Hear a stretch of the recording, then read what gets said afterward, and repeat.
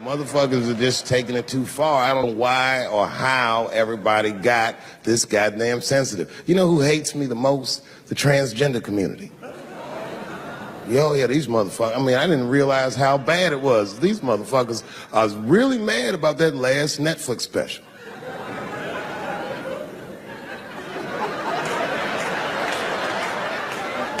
It's tough, man. I don't know what to do about it because I like them.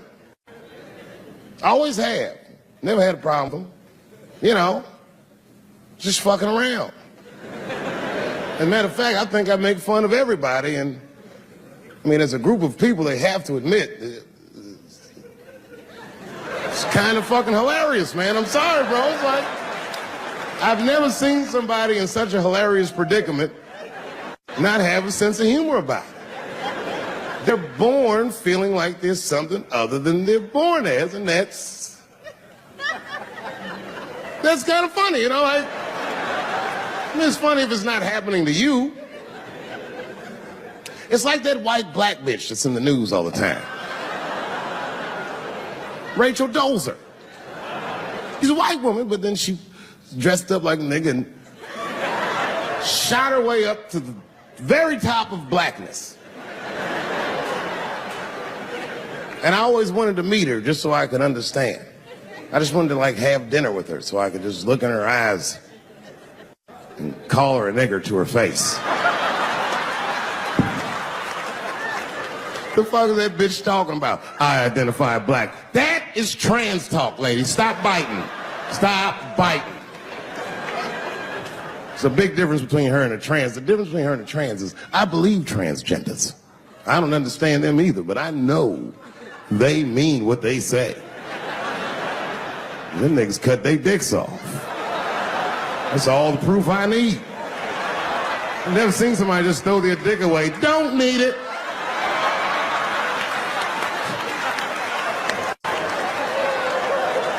I don't understand, but I believe you and I support your decision, motherfucker.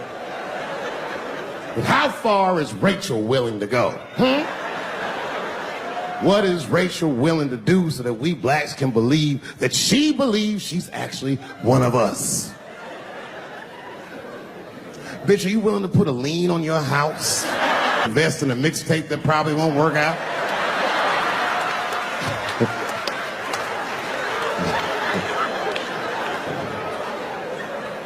She didn't even change her name.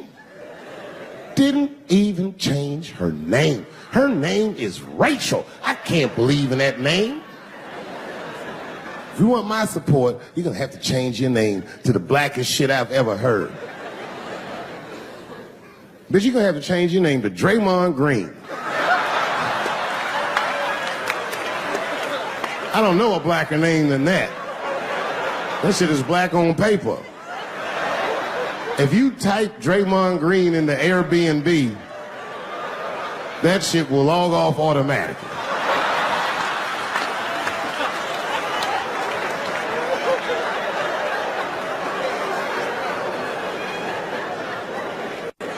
Well, people get mad, bro. People get mad about everything I say. I was doing a show. I was in Portland, Oregon. And I was checked in a hotel under the name Charles Edward Cheese.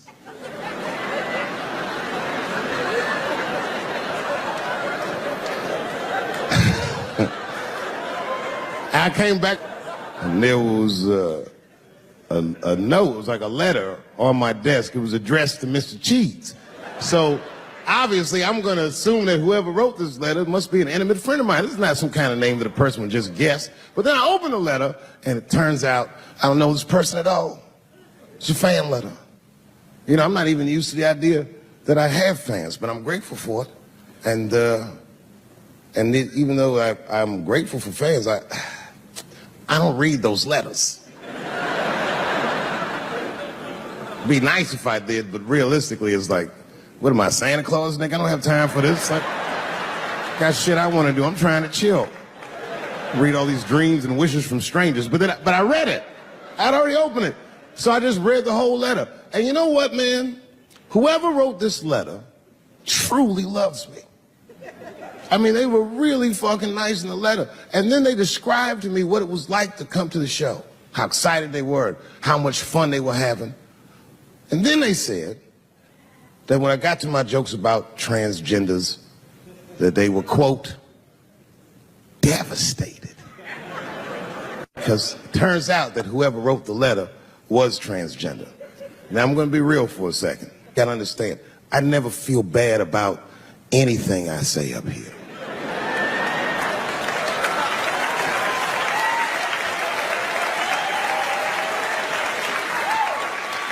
And I would never admit this to you if I hadn't locked your phones up. But it was the weirdest thing. Like, when I read this letter, this shit made me feel bad. I didn't feel bad about what I said, you understand? I felt bad that I made somebody else feel bad. To be honest, I don't even know what I said that upset that person. I have so many transgender jokes.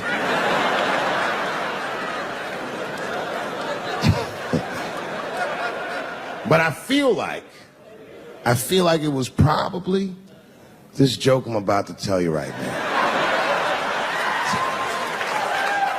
And it's not even that bad of a joke. It's a true joke. I mean, it's not true, but I had read in the paper that Caitlyn Jenner was contemplating posing nude in an upcoming issue of Sports Illustrated.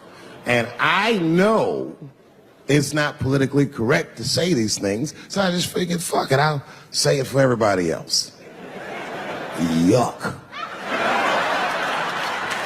Oh, sometimes I just want to read some stats.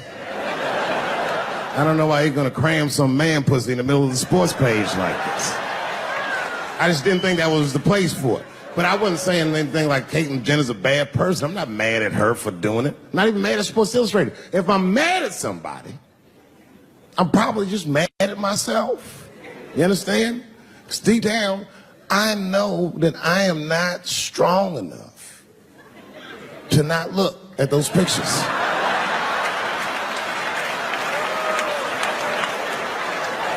And I don't think I'm ready to see what she's trying to show me. So Caitlyn, goddamn it, if you go through with this thing, bitch, you better go hard or go home. I want you to go all the way. Hustler style. Do you know what hustler style means, miss? That means spread the lips.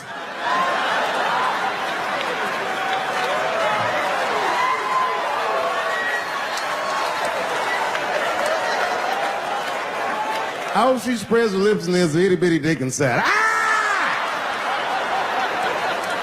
The show is behind the curtains.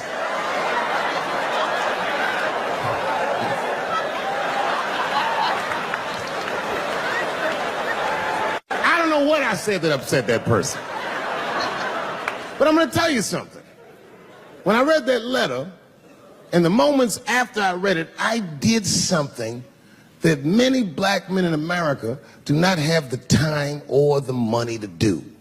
I thought about how I felt.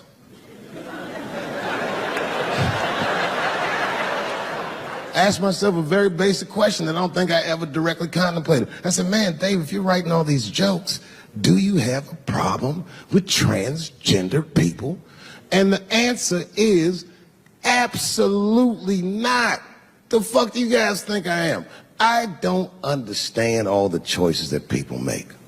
But I do understand that life is hard and that those types of choices do not disqualify you from a life with dignity and happiness and safety in it.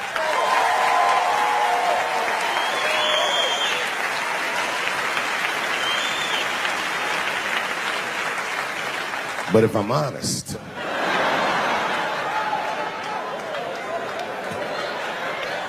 my problem has never been with transgender people. My problem is transgender people. I just feel like these things should not be discussed in front of the blacks. It's fucking insulting, all this talk about how these people feel inside. Since when has America given a fuck how any of us feel inside?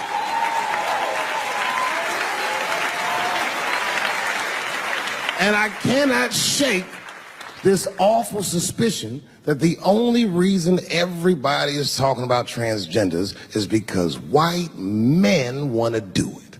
That's right. I just said that. If it was just women that felt that way, or black dudes and Mexican dudes being like, hey, y'all, we feel like girls inside, they'd be like, shut up, nigger. No one asked you how you felt. Come on, everybody, we have strawberries to pick. It reeks of white privilege. You never asked yourself why it was easier for Bruce Jenner to change his gender than it was for Cassius Clay to change his fucking name?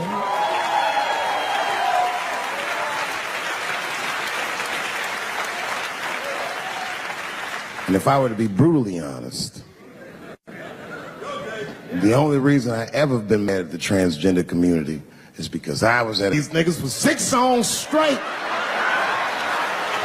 I had no idea. And then the lights came up and I saw them knuckles. I said, oh no! And everybody was laughing at me. Hi, world star. I said, why didn't you say anything? And then I heard that sultry voice. I didn't say anything, Dave Chappelle, because I was having a wonderful time. And I wasn't sure how you'd feel about it. I said, you knew how I'd feel. And she said, I'm going home. I don't want any trouble from you. I said, home? It's only 2 songs left. I mean, we might as well finish tonight. I live in Ohio, and anyone that knows anything about Ohio knows that even the word Ohio is an old Native American word. It means, literally, land of poor white people.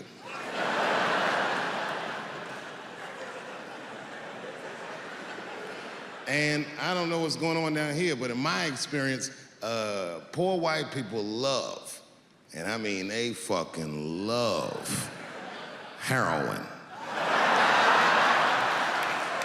They can't seem to get enough of it. I didn't even know what I was looking at first. I was just driving like, why are all these white people so sleepy out here? These things...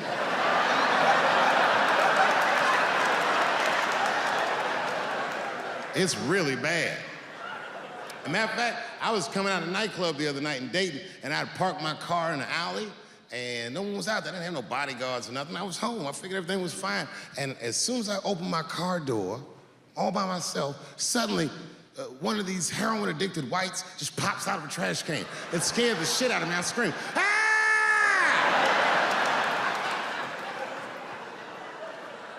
And then I realized it was a woman. She was fucked up. She said, hey man, relax, okay? I'm sick, all right? I need some drugs, man. Please, I'll suck your dick for $5, man. I was like, ugh. 2.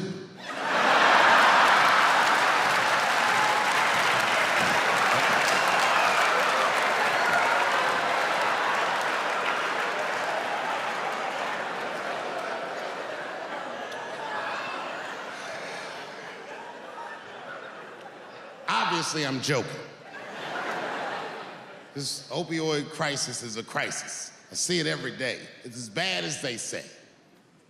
It's ruining lives, it's destroying families. Sadly, you know what it reminds me of, seeing it? It reminds me of us.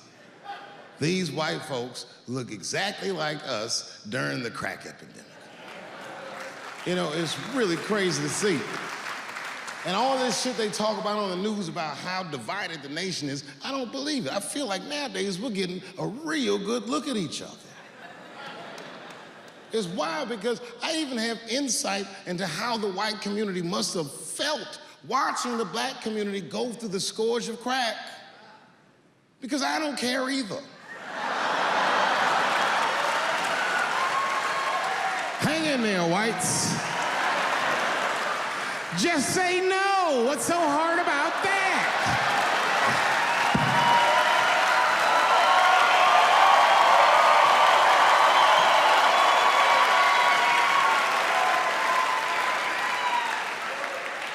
Remember when y'all said that to us? But it's okay. There's no grudges. Now you finally got it right. Once it started happening to your kids, you realize it's a health crisis. These people are sick. They are not criminals. They are sick.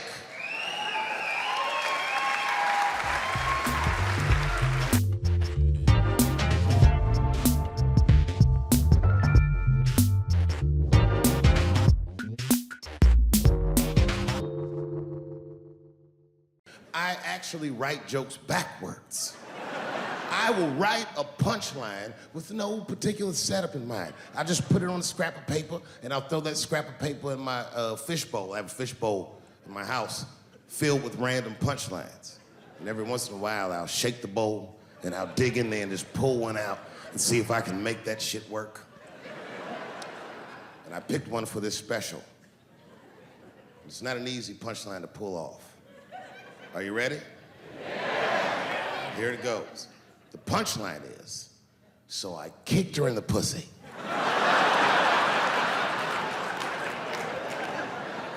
I haven't finished the joke yet. I just know whatever happens in the beginning of the joke, at the end of the joke, for some reason, I'm gonna kick somebody in the pussy. And it's going to be hilarious. When I was growing up, I was probably about 8 years old, and at the time, we were living in Silver Spring. My parents did just well enough so that I could grow up poor around white people.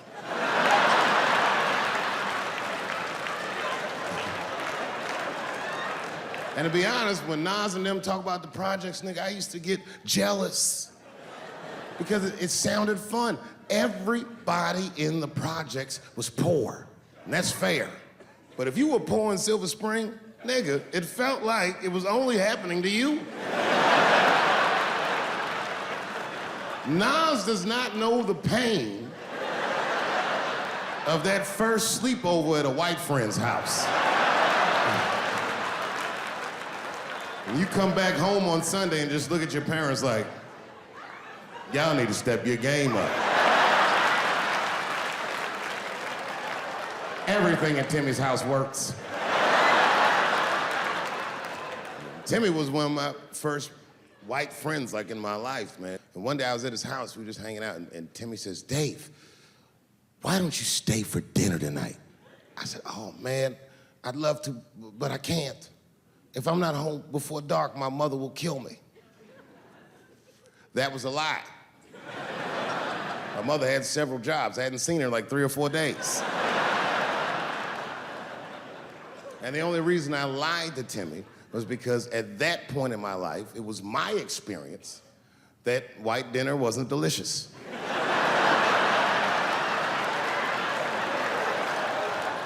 I'd rather go home and fry some bologna or some shit like that.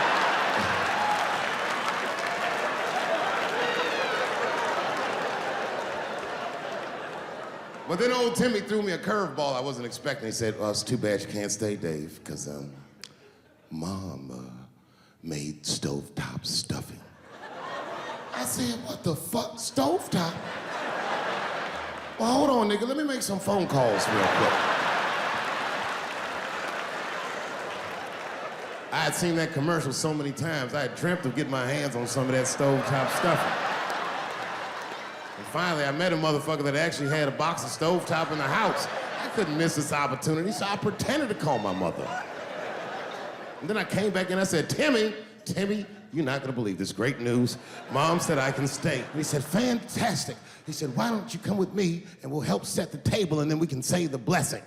I had no interest in setting this motherfucker's table or saying these crazy ass Mormon prayers.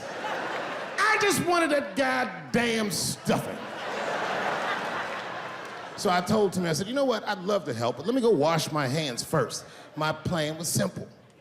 Wash my hands slowly, and by the time I'm done, the table will be set, the blessing will be said, and all that there will be left to do is eat. Went to the bathroom. I washed my hands very slowly. I must have been in there for about 10 minutes. And suddenly, one of his mothers came to the door.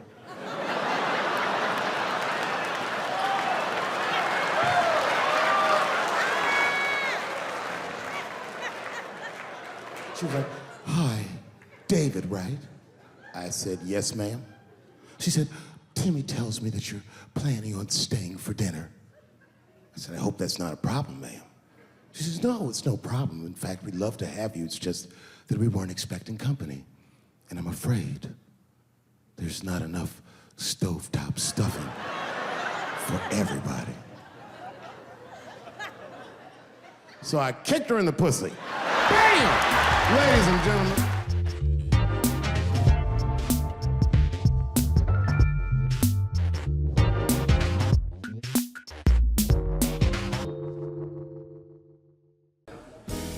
I'll do 2 hard-boiled eggs. That's funny. Hard-boiled eggs. Hard-boiled eggs are great, but people don't order them. I don't make You just find them in the fridge. It's like the safest way. Yeah. Because the guy never touches the eggs. Oh, it's untouched. Yeah, it's a weird road tick. So, how's this quitting smoking thing gonna happen? How's this gonna work? This is my plan. It was my exit strategy. Okay. So that you still get the fixation of it. What is the situation of maximum physical distress that you ever did a set? I was about to go on stage, and like, as they're like, it's all the ballyhoo, Dave Chappelle.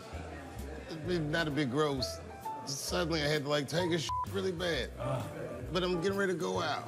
So the question is, can I wait an hour? Yeah. But it was that precarious. I don't know if I ate something. Yeah. But I did it. You made the hour. Yeah. And then I said, good night, everybody. I got off stage. I walked directly off stage, jumped in the car, had to find my fucking hotel like a time bomb. Why didn't you go to the dressing room? Because I have a weird quirk of like, I just can't do that. You have no road game. Yeah. You only play home game. This is one of the great things about the rectum. The rectum, it's really got the worst job in the body. It's the lowest rung of the ladder. You have one job. You got one job. You stay shut. Yeah. But the amazing thing about it is that it does have a little social awareness of things that need to be dealt with. That's absolutely. It's like it knew, look, I'm just a rectum, but I see there's a show going on here, and I'm gonna have to hang till this show. So even though he's on this very low level, there's a little awareness. I understand. Guys, hold up. He's got a show. He's got 10 more minutes. What do you mean, hold up? It's none of your business. I'm in charge here. There was a thing you said in the interview. It was a funny imagery. You said, maybe my show will be one of those shows that just gets yellow.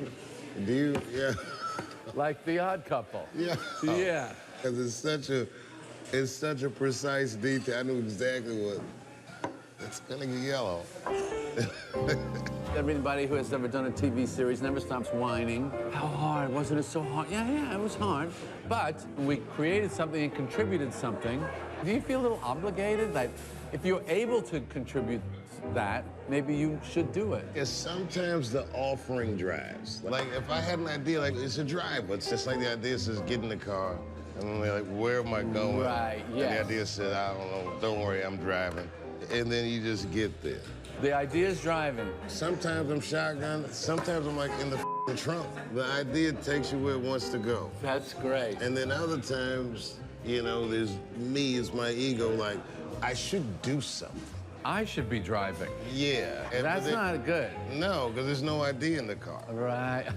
It's just me. That formula doesn't work.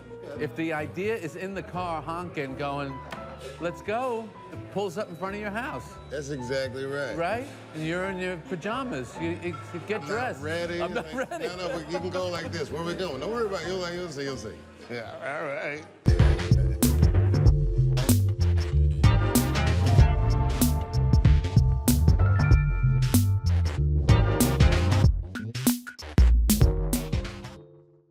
And I knew it was true. I never knew you. I never saw the truth through the tears I cried. I never thought that love could hide behind a lie. I guess it's time to say goodbye. They'll say, listen, I know we're flying over the Pacific Ocean, But don't worry, on account of if we happen to crash into the Pacific Ocean, the seat cushions are not only seat cushions, they are also boats. Yep, they're boats. All the time, you turn on a TV and the guy goes, well, a plane crashed in the Atlantic, but it's all right. Everybody, listen to the ladies, so they're all just on their boats. People are going, God damn, why did I buy that boat? I should have just got a fleet of seat cushions. I would have saved all kinds of money. I've noticed lately, everybody has an opinion. And when I was young, it wasn't that way, People would have maybe, 6 opinions, Sometimes you meet a guy, he'd have 8 opinions. You'd go, God damn, that guy's opinionated. But about 6 opinions, that'd be about, and most of them were about food, I would drop the mic, but I paid for it. That was sweet, man. Holy shit. Tearjerker ending. Fuck. Yep. I thought of 2 things. The first thing I thought of was I might owe Drew Michaels an apology because he made a special with no audience and I hated it. Because I looked at it like a swimming meet with no water or like that's the whole thing. But this was very endearing. It was amazing. The form is different. It's not, strictly speaking, stand-up. It's something else. And the great gift could have been to be in a room full of people when Norm did that for those people. Right. Because that would have evaluated, measured, and directed what he's talking about. And for us to sit here and look at it is not a true test of anything, really, other than we all love Norm. And my God, he's certainly prolific, certainly energetic, but we weren't watching stand-up comedy because it was impossible. But there's something there, for sure. Oh, there's no question. Yeah. I also forget how poetic he is. Yeah. With Norm, I didn't know him that well in the 90s. And then when my dad died, I had to do a movie with Norm. And I tried everything to get out of that movie because I was inconsolable. And I couldn't get out of it. And working with him was the greatest thing that ever happened to me. It was like he was the right guy at the right time. I was inconsolable. Did he talk to you about your dad a lot? Or what did he do? Never came up. He just made me laugh. Yeah, right. He just, and it was, wistful and musing. And Norm is, you never knew he was setting something up or not. We were just hanging out, and all of a sudden it'd be like this punchline out of nowhere. But it started to become like work was like a church I go to. Like I couldn't wait to get to work and just hang around this guy. Sweet, and I knew he was special. Yeah. And I've known people for years and years that didn't make me laugh as much as he did in that 8 or 10 weeks. So he's like a real special person to me. And the way he's funny, I just never seen someone get at it like that. The element that I always admired was the connection to the audience. And his asides and his looks and his pauses were interpreted exactly the way he knew they would be interpreted. And that fueled the ridiculous nature of some of the presentation. And without that audience, you don't get the full measure of Norm. Right. It was like the audience was his partner. Everybody was in this together with Norm. I agree. I like the way he said it. The audience was his partner. Yeah. That kind of felt like the gentle Norm that when you would sit and hang out after our shows on the road and we'd be on the bus with him and he'd still be being funny, he would kind of perform like that. Like he'd say his material to you, he'd kind of commit to it, but he just kept going and going and going and going. It looked like he was just like, I want to get everything out, everything I've been thinking about. Anyways, he had I think best word choice of maybe any comedian I've ever seen. Yeah. He intentionally mispronounces words. Yeah. When he knows he knows how to say TV. He says it's the TV. He came on our show, I think it was his first appearance, and he was talking about a Doberman, and he said it's a Doberman, and he knows. But he's constantly screwing with you on every level. Right. But his word choice is, he was like Mark Twain. He had this folksy, completely out of time. And I don't know if he was born 300 years too late or 300 years too early, but he's talking in a way, no one speaks like that. And you really appreciate the way he says things and He his talks timing. like a 1930s Canadian dock worker. Yeah. Does it remind you a bit of Face in the Crowd, some of the early stuff, where he's just communicating from himself to a radio audience? Yeah. That's what I thought of early on in this. Yeah. You know, it's funny because when the way I experienced him, as you did, Dave, was, you know, really on the talk show format. And later on, when I would look at the clips of him on my show, that I would think, I don't even know that I needed to, I was there just laughing, but I was in no way, he's totally self-fueled. Yes, it's nice when you hear the audience there, but he's also, you know, what he's doing is so absurd and ridiculous. And this was an exercise in, I mean, I couldn't do that if you just put a camera there and said, you've got 50 minutes and go. I would lose my train of thought, or I need other people there for me to find the next thing. He's completely, when I look at his appearances that he did with me, I think, I didn't need to be there. Right. I mean, I'm glad I was there. I'm selfishly glad I was there. But you need a second to think. Like I don't know if he's got a set list or there's no really looking down. There's no bumbling. There's no thing. It was just kind of go, go, go, go. I didn't see where that would be, and to remember all that. It was the presentation, considering the circumstance, the presentation was robust, for God's sake. Yeah. I like Energetic. the messiness. I like the dog. I like the dog in a phone call. And you were saying that, you know, the guy without the audience, and this is just more, there was no choice. You know, it's different when he just has to do it. The other guy picked not to have an audience. That's absolutely right, but I didn't even think it was possible. Yeah. And I feel like he landed the trick. Yeah. His timing is like a drummer's. It's like a jazz drummer. But what would the timing have been with an audience? Still perfect? I can't tell, you know. He's so nice with it. I feel like it looked like it was supposed to be there. I can't, it's hard to explain it. This is like listening to a good book on tape. Yeah, it's really... Yeah, that's good. It reminds me of what I liked about him. He's a soothing person to be around. Yeah, gentle. There's something about... My favorite comedy is counterintuitive, makes people feel safe, like everything's gonna be all right. This guy was, in a weird way, reconciling his mortality hilariously in front of us. And ironically, he's no longer with us. We're sitting in the aftermath of the life of Norm Macdonald, watching like him be incredibly alive. Like, But his circumstance, he nudged into it several times. Right. But didn't linger. Yeah. And to us, from this perspective, powerfully meaningful. Oh, he definitely wanted to. I'm sorry, Molly. No, no, you go, Adam. I was just gonna say he definitely wanted to make the point. He loves his mom. That's what I was gonna say. That's a Because it was like a tearjerker part. moment where you just have this glimpse where he takes a pause and he's like, she's great. Yeah. Remember? Yeah, absolutely.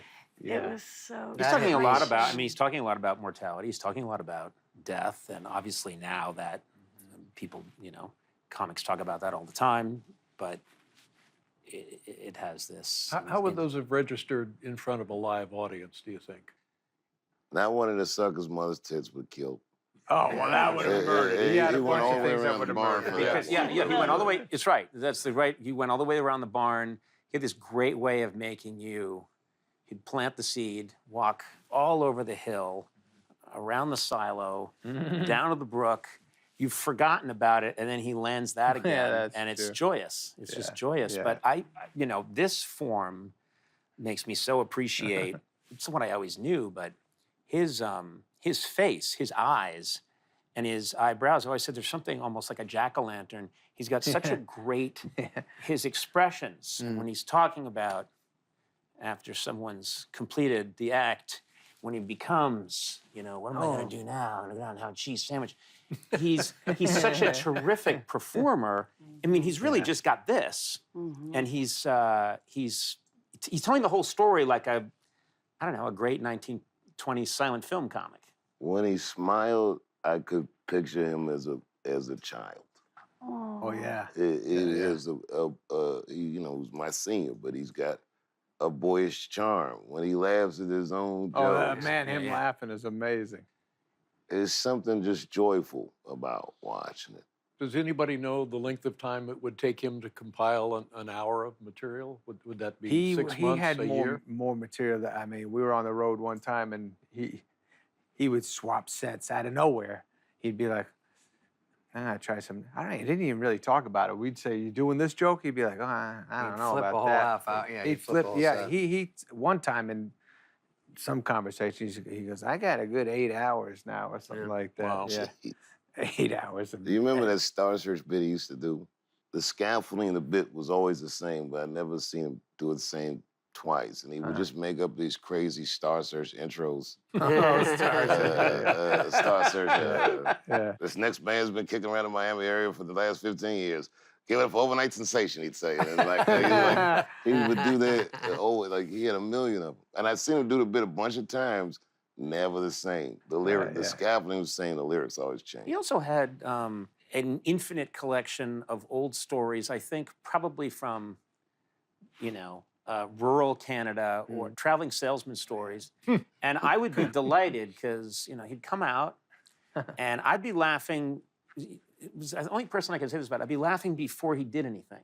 He'd come out from behind the curtain and he's got those cheeks and those eyes. And I've looked at the tape, I'm just laughing. He hasn't done anything yet. And then Norm, how are you? He's like, bought a farm. Yeah. And I know immediately this is complete bullshit. And I'd say, the whole thing is a complete waste of everyone's time, and it's joyous. Right. Because he's reveling in it. He's reveling in every second of it. This wife, Ruth, he was speaking of. Nothing's real. Yeah, There's Agnes at the desk. Yeah. I can remember reading his autobiography and enjoying it, but being greatly disappointed about 10 pages in when I realized it was all fantasy. I want to know about Norm's life, but this was other solar system. We were on the road with it was Adam and Rob Schneider, Norm, and a bunch of us. And some nights he'd flip the whole set, but some nights he would do like the bomb set. Oh, yeah. And he would just walk people, and he would do it almost on purpose. So, some nights he would just say, "This is the set you're getting," and he just see what happens. This is courtesy of Jim Downey, who did Update with Norm. Said, it's the thing that stuns me is there's dress for Saturday Night Live, and then there's air. And Norm would do his set for Update in front of the dress crowd. And it'd be certain jokes that got absolutely nothing. Now, a sketch can maybe do better on air than it did, but a joke, if it bombs at dress, in that format, it will bomb on air. It just will. So he had undisputed proof that his joke was going to bomb, but he liked the joke. And he'd turn to Downey and say, we're doing it. And Downey would say, oh, that's a great joke. Yeah, we're doing it. Now, that I like to do well. And if I'm handed absolute proof that I will fail, I will change course. Sure. I will admit it. I'm not that guy. There's something in him that's unbelievably fearless. What you're describing there, when I would watch those segments, they were delightful. There was something more exciting and interesting about the silence and Norm's joy at having landed the dud. And holding a smile. It was thrilling. It was heroic. He was telling us, this is a good joke. And I'm sticking with it. And his eyes would just light up when he was getting nothing. And you got what I'm serving tonight. This is what we're serving at the restaurant. Yes. And this is what you're eating. And you're gonna, there you go. Yeah? That's a perfect way to put it. It's like a master chef. What do you know? Fuck your taste buds. The sushi restaurant where they go. Yeah. Yeah, you don't do California rolls here. Yeah. I just like that. Yeah, that guy is certain. Yeah, and his sensibility. It's fun to watch. You get more than a joke and a laugh. You get that tone, you get that attitude. There is that invisible connection. Yeah, we know what you're up to, Norm, and this is what we love. It's like why rock and roll is cool. The swag of it. Like she's just doing it. He's hip, bro. It was great. He came on our show one time, your old studio, the late night show, and I went in just to say hi before the segment, and he's in the dressing room right outside the double doors, inconsolable, because he had bet on a big game that had just ended. Oh, yeah. I'm there to try and make sure that the guest is in a good mood. Right. We're going to have a good ramp up. And I remembered him just, that's a lot of money. And I hear the band outside. It's going to be good time show business with a man that just lost 55,000. Who knows what he lost, you know? Recently destitute Norm Macdonald. Exactly, yeah. Did he give that up? Do we know? I don't know. I don't know 100%. Well, I don't know if it was him reading an excerpt from his book or his book on tape, where he describes his gambling addiction. Yeah.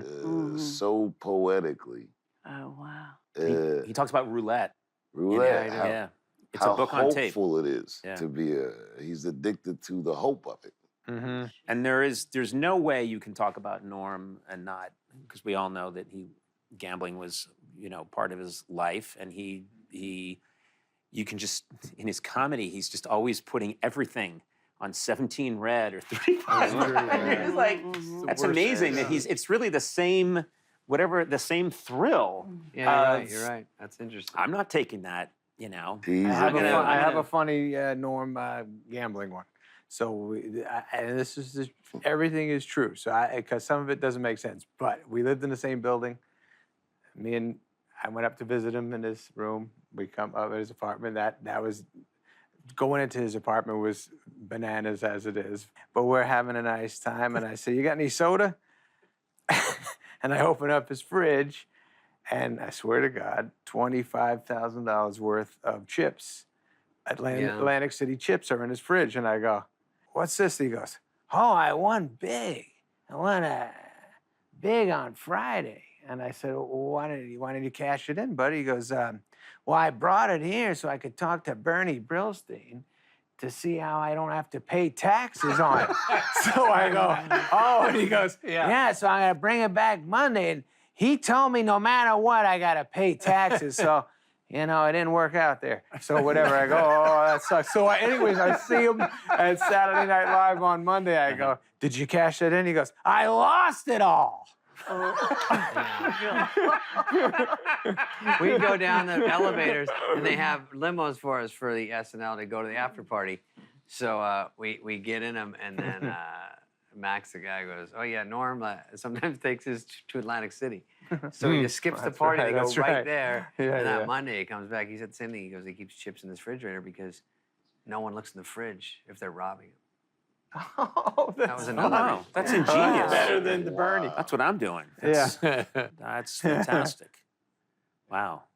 Man, you guys are lucky to get to work with them that way. Yeah. There's a few people in my career that it's like why I go to the fights if I know Mayweather's fighting something, because I know this guy is great and he's only got but so many fights in him. This guy. I was gonna say I really liked him right away.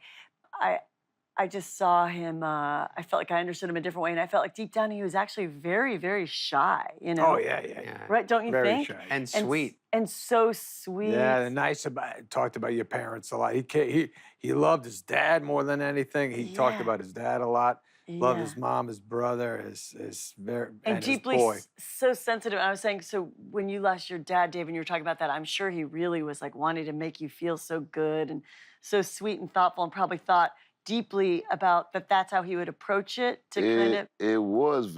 It seemed very thoughtful Right. and wildly, disarmingly empathetic. It's very rare that I meet somebody in a professional situation that made me put my dukes down like that. Like defenseless again. Like, oh, this guy doesn't have an ounce of judgment in him unless it's hilarious. Unless it's hilarious. Yeah, yeah. And Dave, when does that movie come out?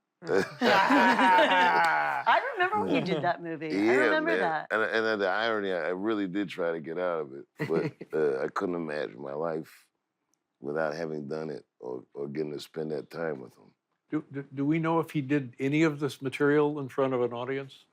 We knew some from that tour. Couple That tour was of right them. before Corona. I think it was about. Remember the day before the lockdown, Norm had some set that went viral. It was a cookie jar dunk. Like it was. I remember like me and my buddies in Ohio were all like, "Yo, did you see this Norm Macdonald set? It was on YouTube. Probably still on there. He destroyed." And he even right. At the Improv, yeah, right? we're When all he gonna talked about die the pandemic. It Yeah. was a Incredible. cookie jar dunk, and you Yeah. could tell it was off the rip, and it was all that all the anxiety that the day before the whole world goes into lockdown. Yeah. And he was just on some fuck it, and it felt so good again.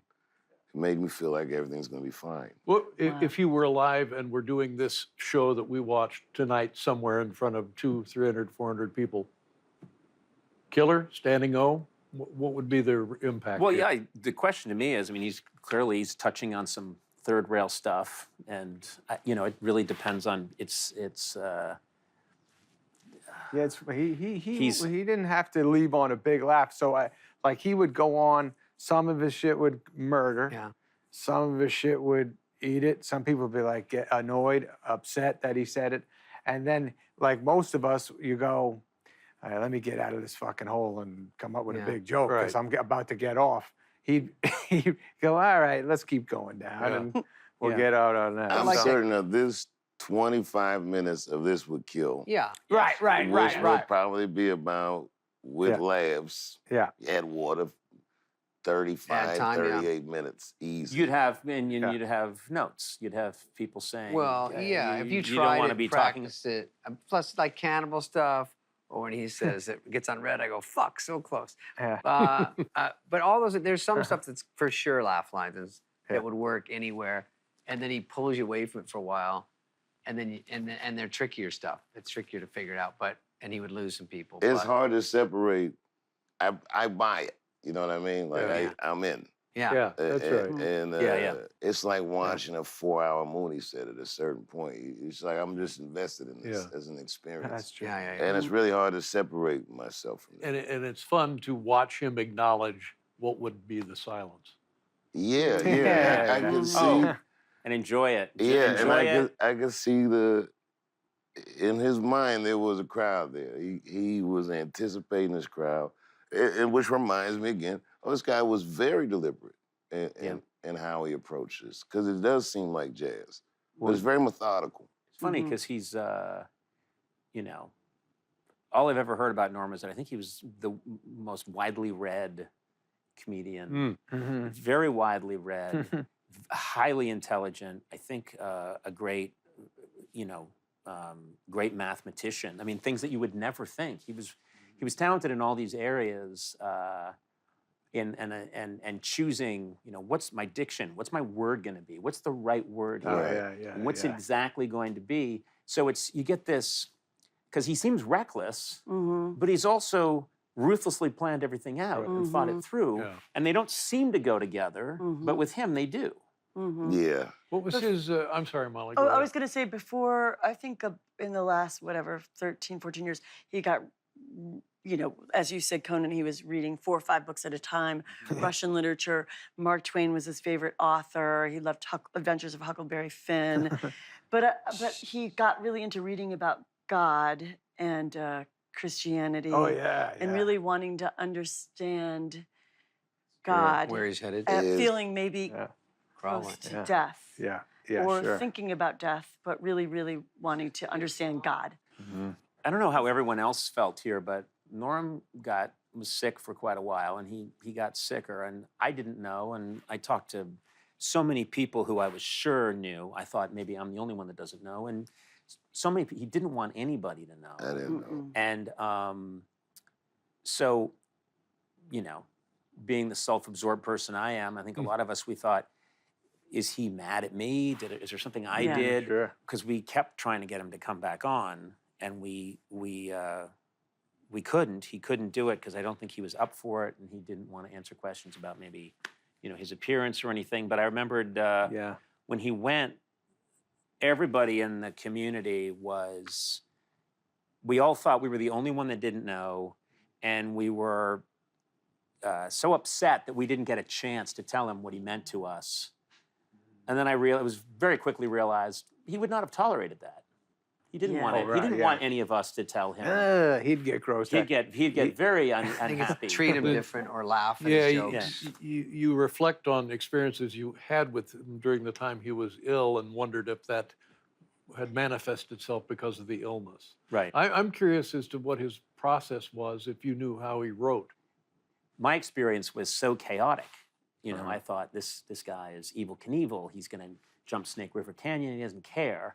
But he put a ton of work into what he was doing and worked it out a lot of the time. So I don't know what that process was, but I mean, this really impressed me with how self-contained it is and how He certain scribbled a lot of stuff down all the time. He was just like most comedians. He's constantly writing his jokes down, but It's a lot of work. No laughs. A lot of work. yeah. You said something that reminded me. I don't know what story he was telling me, but the story was, in the beginning of the story, he's telling me he used to go to this Christian revival church, and he goes, I didn't really believe any of this stuff. I go, then why'd you go? And I love what he said. I don't even remember what he was talking about. He goes, because it made me feel good. And the last time I saw him was at the Comedy Store. And he was uncharacteristically emotional. Yeah. Like when we parted company, he was. And there's a picture of me and him and like the back of Chris Rock said, I put it in my special. That picture that's in the end of the closer was the last time that I saw him. Wow. And he stood there. He came up, he stood behind me. I looked, he looked up. And I realized he was posing for the picture in hindsight. Like a gift. That's nice. It was a very fitting goodbye. That is so sweet, Dave. Yeah. Hey, man, what about when he was emotional and saying goodbye to you on the show? At the time when, and like Conan suggests, I didn't know he was ill, so surprised. In thinking about that moment, he must have known a great deal about what his future was and how long it might have been. I always took it as an enormous compliment that my emotional situation had affected him. Right. But now, to be fair, this guy knew more than just I was leaving. Well, he was crazy about you. I mean, Yeah, we talked about it. absolutely. That's very I sad. saw him on your show once, and he said, "I've seen more sunsets than I will ever see." He said that to you on his show. Yeah. His hair different. I'm sorry to interrupt, though. No, that's okay. I probably cut him off and said, we got to get to Al Roker now. He probably was about to say something very profound, and I'm like, that's great, Norm. Al Roker's here. He came up 3 floors to be with us tonight, and he's got nothing. Al Roker. I was saying I saw him at the SNL 40th, and I didn't know he had cancer or anything, but I remember as soon as he saw me, he was like, I love you, Molly. Just he blurted out right away. Yeah. And I think I was like, oh, I just had a sense of like, I could feel that he had this kind of urgency to say exactly what was on his mind in the moment. Right. Because maybe he'll never have that moment again. And I was like, oh, something's different with Norm. The last time I saw him with any regularity was we all went on a tour to do just stand-up like. The 3 of you guys. It was I had a you, couple other guys. Funny because we had a text chain of a bunch of us, and Oh, yeah, we would we had all a fuck text around. chain. Yeah. And then one time he was arguing with Schneider about something, and about stand-up, and he goes, "I'm the best comic out of all of us," and everyone went, "Yeah." That's true. No one fought back. They go, "Okay, Yeah, you're right. We'll give you Yeah, that I one." think that's fair. Yeah, it was honestly. fair. Yeah. And we go, "Sure."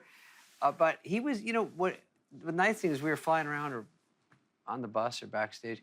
He would come in and do bits. He wanted to keep, I like that, you know, and people are still funny and he's a good laugher. And that's always nice when a comic is a good laugher too, instead of just only going one way with it. They like to crack up with people. And that was a fucking blast. Did you wear a cowboy hat the whole time?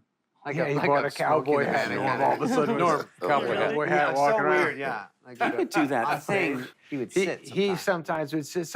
We do a Sometimes Q&A. he'd be late in the morning because we're all taking off, and I would just go, hey, no, man, we got to get to this place, and he'd give me a look, and then after he passed away, then I realized he was giving me a look like, what the fuck do you want from me? I'm going through some shit, man. But he'd be like, yeah, all right, you know. But never any deeper knowledge of it than that? Never anything. Yeah. Never let you know anything. He did get emotional a lot, though. Like, on the whole tour, he would just all of a sudden get really teary-eyed and stuff, and he'd be like, this is wonderful, like this, the tour itself, and like hanging out, and we'd have dinners and breakfasts and shit, and he was more... he'd just be so much fun to see. He had so much energy to hang. The hard part about not telling people, which it would worry me a little bit, is I got slightly angry because during the thing, he would set up dinners with me and he would keep canceling. And I didn't know if it was a bit but it got frustrating because I go, if you're scared of a corona, just come over to the house and just be me and you, we'll sit across or whatever. Yeah, that's what I want. I like just a good night with Davey. And then he goes, and then that night I go, where? He goes, I can't, it's COVID. I go, I know, but we just talked about this. And then a week later, do you want to have dinner? And I go, biting a fucking hook. But I don't even know if it was I think he would maybe think about it and then he'd go, I don't feel good or something. But later, I was getting irritated because I'm like, you can come over. I didn't know what was going on, but if I did, of course, I'd go, whatever you want, you know. But I'm a little like that because I would love to have dinner with each of you, but it'll never happen. We've all tried. We've all tried.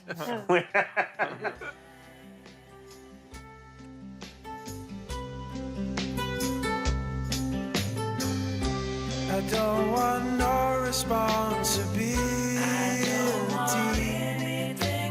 Take the house and take the car, take all.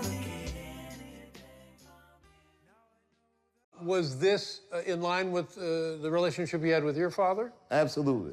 My father's main thing, he would never tell me what to do, which you got to think is a strange way to grow up. His thing was you have to be able to make decisions, which is a real counterintuitive way. And sometimes I used to think it was to my detriment, but the older I get, I understand why he raised me that way. He might help me sort through the pieces, but he wouldn't really put the puzzle together. Did he tell you he loved you? All the time. All the time? In fact, that's the thing in our family. I don't think I ever leave my children's presence without letting them know I love them. Because I never know what's going to happen anyway. So, you know, it's the most important thing, I think, for stability is you never see a kid who was abused with that kind of confidence, or a kid who was neglected with that kind of confidence. Just sometimes knowing that somebody cares inspires you and empowers you to be courageous. Do they know the comparison of their life now versus the majority of kids and the lives they lead? What I did for a living, I don't think factored into their lives in a way that people might think. Because we don't live in Hollywood. There's no paparazzis trying to get their picture. You know, the community protects them in that sense. And the other thing was, for most of the time I've been out here, my career was going terrible, so who cared? I knew people who walked past the roll of toilet paper because they knew they had a roll at home. So it was on our shelves longer than it was in other places. So I'm trying to tell you, community is everything, and fostering trust amongst each other, that's everything. Whatever you guys argue about the specifics, we gotta trust that there'll be a livable level of decency. A livable level of decency, I mean, that's nirvana right there. But I worry about just what's the world gonna be? You know, is it gonna be tanks in the street, for God's sakes? Is it a civil war again? What, you know, or am I thinking too much about this? Because you think that there will be a livable level of decency. Well, I believe that God is in control, no matter what I worry about. that only my efforts are my own, and that the results have nothing to do with me. That I do what I think is best, but I just don't know what's best, 'cause I'm just a guy. But I trust that this creation has a purpose. It proves that something perfect exists. We have to believe in something. Right. Otherwise, why would you continue? But largely, the awareness that these things are out of my control, you find that comforting. I do find it comforting. I can only do what I intend to do. And, you know,